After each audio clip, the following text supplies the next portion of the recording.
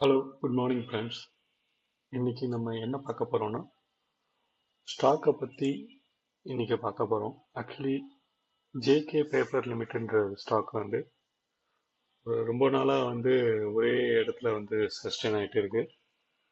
Actually 349 இடத்துல வந்து support எடுத்துட்டு இது மேலே போகுதா அப்படின்றது வந்து நமக்கு மண்டே தான் தெரியும்.